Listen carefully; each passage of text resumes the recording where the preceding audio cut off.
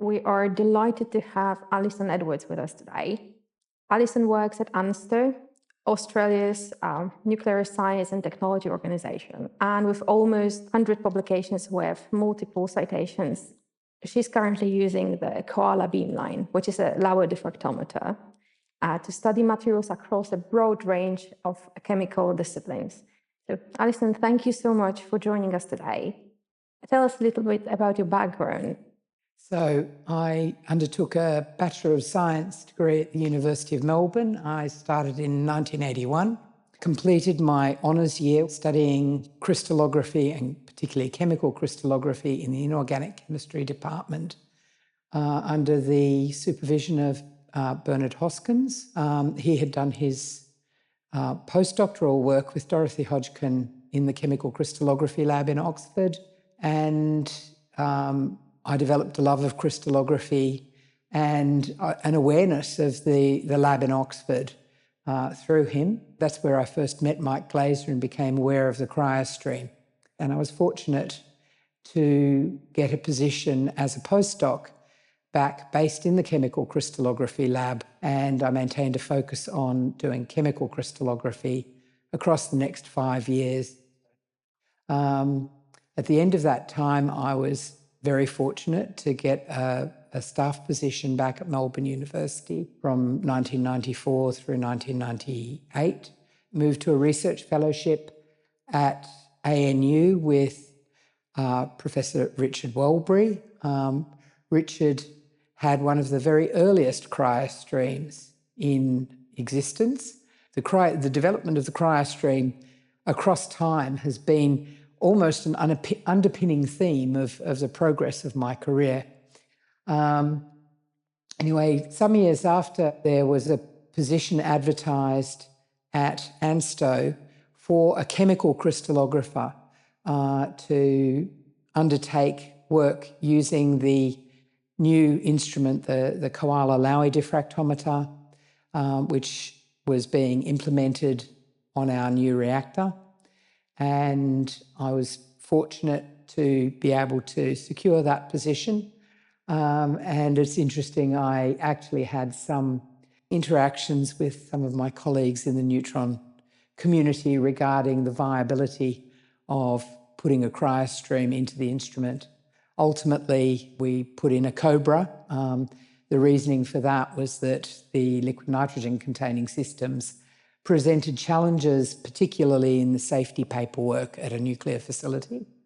So we implemented the Cobra, and I give great credit to my colleague Ross Piltz, who did the safety case for implementing that, and also for working out exactly how we could marry the Cobra device to our instrument.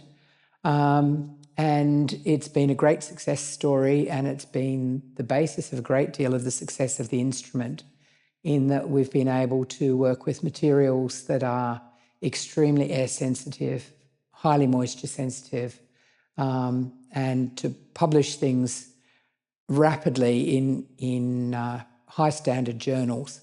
And now about 70% of the output of the KOALA instrument actually employs the Cobra device, with the first KOALA instrument and the original Cobra. That's been a real success story. Thank you very much. It's an amazing career and progress in crystallography. And we're really proud that cryostream has been such a big part of it. And you mentioned Cobra. So Cobra has this additional advantage that it can run on nitrogen without posing problems on health and safety level. But your Cobra is different. It can run on two gases. It can run on argon and nitrogen. Why would, first of all, we need nitrogen? Second, why would we need argon? And what is the benefit of that functionality? Fairly early, our original Cobra is actually nitrogen only. And early on in the use of that, I actually had to communicate with a colleague and say, by the way, does this material potentially react with nitrogen?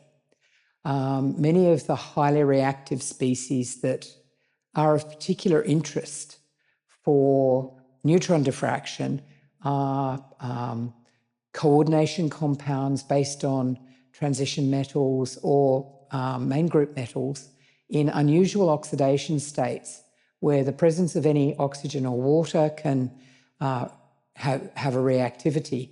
Some of the most reactive compounds actually react with nitrogen, and that's actually a very commercial target. Anybody who can fix nitrogen efficiently has got a really good potential material if it's catalytic. So sometimes the materials we work with are actually reactive with nitrogen, even at very low temperatures, which makes the use of argon, which it's hard to conceive of anything that would react with argon at low temperature. And at the moment, I know of no compounds of argon, so the question of reactivity doesn't arise.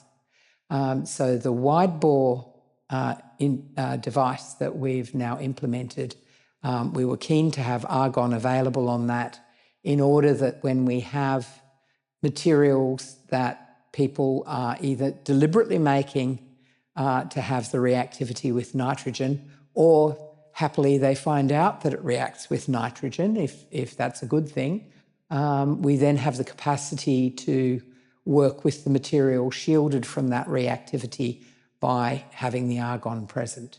We're really happy to hear that argon could enable additional level of scientific research at ANSTO and everywhere in the world.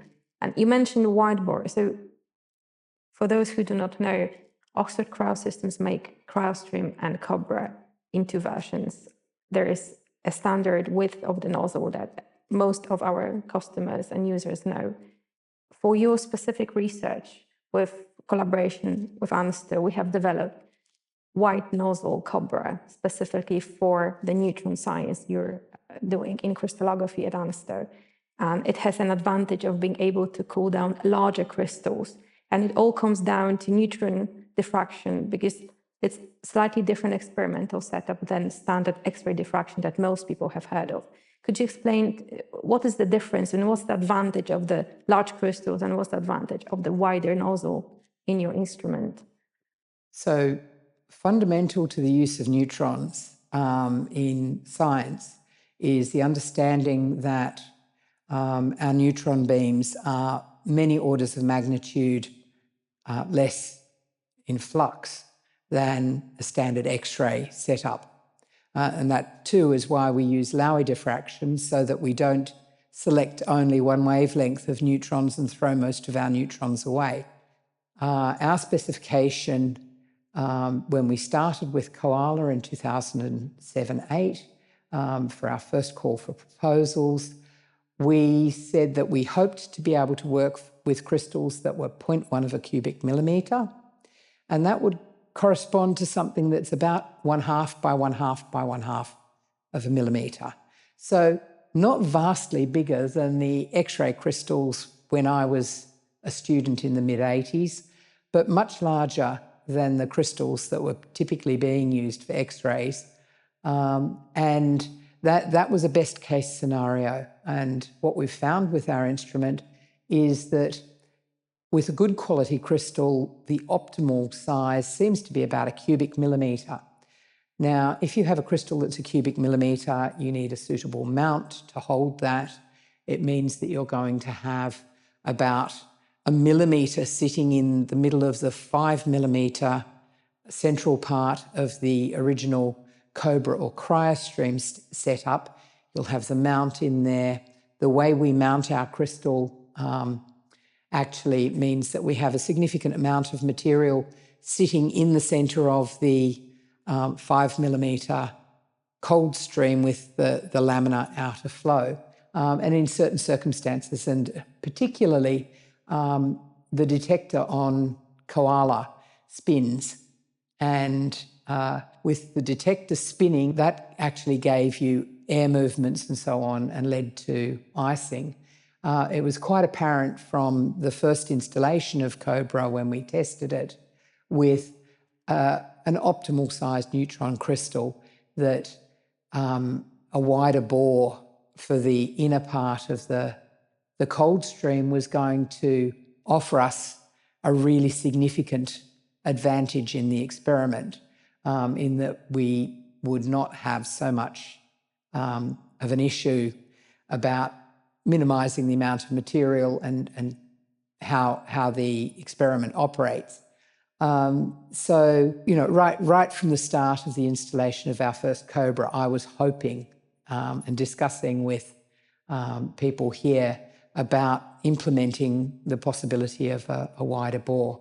And Oxford Cryosystems design engineer was, you know, right on board with it. And then we've worked through, and over time, as funding became available, we've been able to run a project where the wide bore, much to my delight, was available for testing just before we decommissioned the original KOALA instrument, and now it will be the workhorse low temperature system on the new KOALA instrument, where we've actually managed to remove the issue of the drum spinning so many times, but even with the original instrument, many of the issues that we'd had with icing and so on, because of the size of our crystal and the size of the mount that we needed in order to undertake the experiment, have been resolved.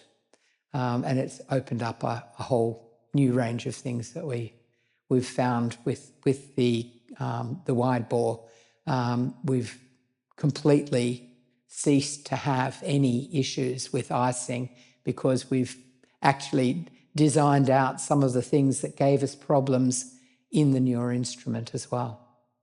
We know that wide nozzle gives you almost 50% more of the working volume in high cryogenic stable temperature. Yes. So what will be the biggest crystal you anticipate you could work with? I never say never. And I learned my lesson long ago not to cut a crystal that was large until I checked what it looked like in the beam. So it's quite possible I will put things that are quite large if they're available, or if there's a question. So one thing that we do quite a bit of is where people use floating zone furnaces to make long samples that they've used a technically advanced furnace to achieve very high temperatures to crystallize materials in a long rod. It's not unusual for us to put something that's, you know, the size of my finger onto the instrument. And now that we have the wide bore, if somebody wants to work with something of that size, we'll probably give it a go.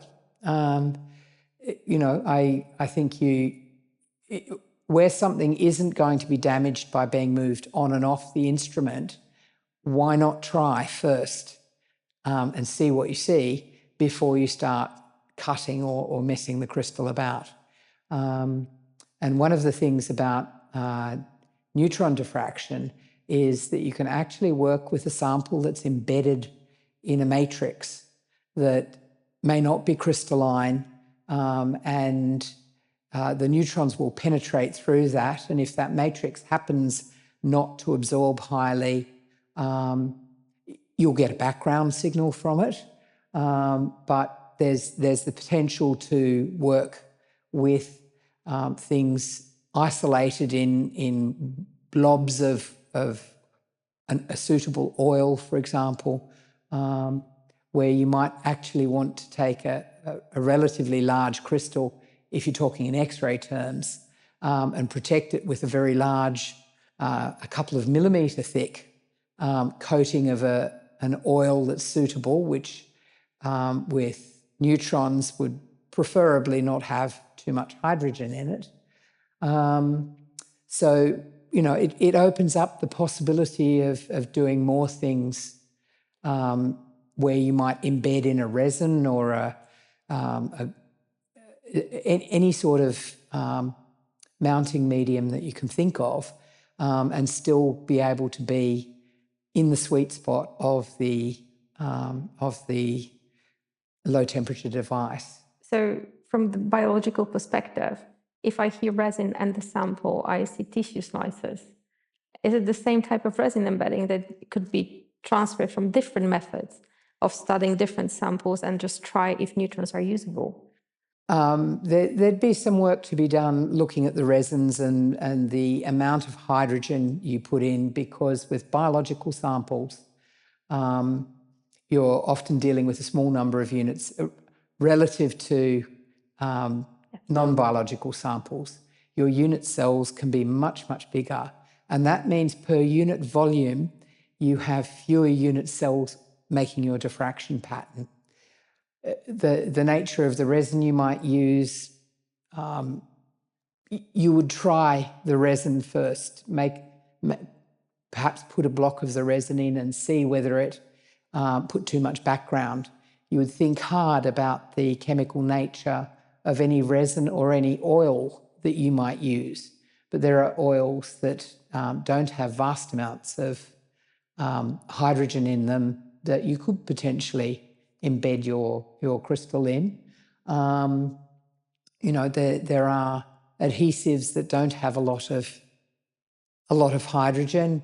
I've actually done an experiment once way back in time where we used dental cement because we needed to go to high temperature, and the only thing we could find that would withstand the temperature we wanted to work out that was not incompatible with the sample that we had, it was a dental cement that did the job. So yeah, there's many possibilities there, but I would see working in embedded samples as something that I will be suggesting to certain users if their materials are particularly difficult to handle and in some instances quite difficult to transport. So yeah. Happy to hear about all the new developments at ANSTO. Yeah. We're always observing very closely because there are so many interesting projects. And there are so many new avenues opened by both cryogenics and computer power that's necessary to process the data. So there's such a bright future ahead of it. And are there going to be more koalas in the future around the world, do you think? Whether there'll be an ongoing development with KOALA, I can see that for things like, there are many other instruments where I think the wide bore will find application, and I think you've already found that there are other aspects of diffraction science and scattering at synchrotrons and at neutron sources, where the wide bore really does carry significant advantages. So yeah, I'm looking forward to see where that thing that came from a very clear need that I had develops and takes science forward in other arenas. So thank you so much for visiting us, and a pleasure to have you here. Thank you.